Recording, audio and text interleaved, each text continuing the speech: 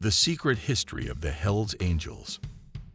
With chapters in over 60 countries and a reputation for both brotherhood and brutality, the Hells Angels aren't just a motorcycle club. They're a global phenomenon.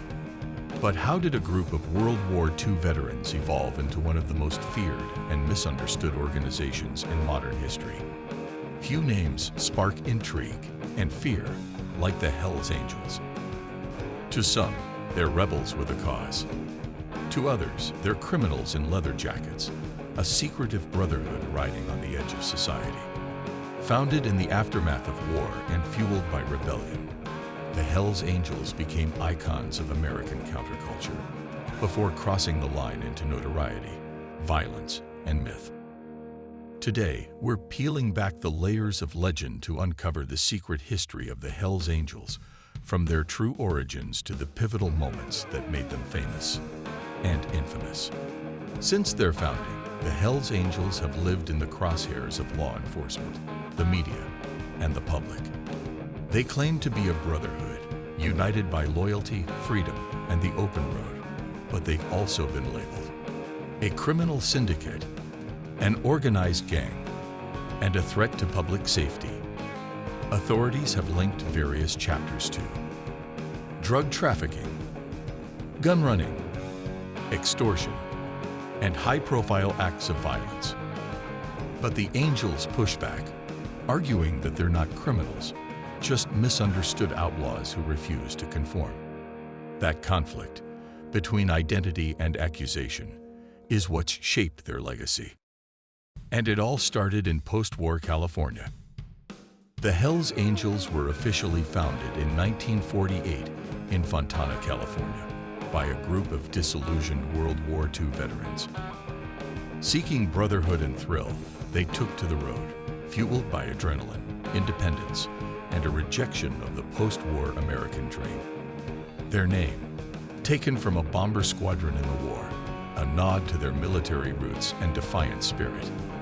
In the 1950s, they remained mostly local, until Life magazine and Hunter S. Thompson brought them to national attention. Thompson embedded with the Oakland chapter in the 1960s, led by Sonny Barter, the club's most iconic figure. It was under Barter's leadership that the Angels expanded, setting up chapters across the country and eventually the world. But with notoriety came chaos.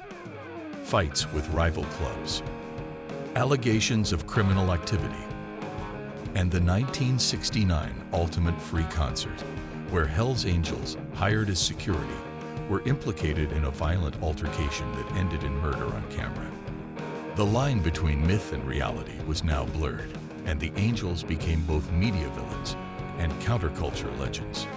One of the most pivotal moments came in 2002, when a deadly brawl broke out between the Hells Angels and the Mongols MC at the Harrah's Casino in Laughlin, Nevada.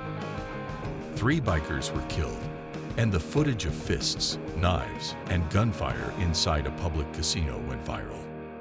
This wasn't just a biker dispute, it was a national headline.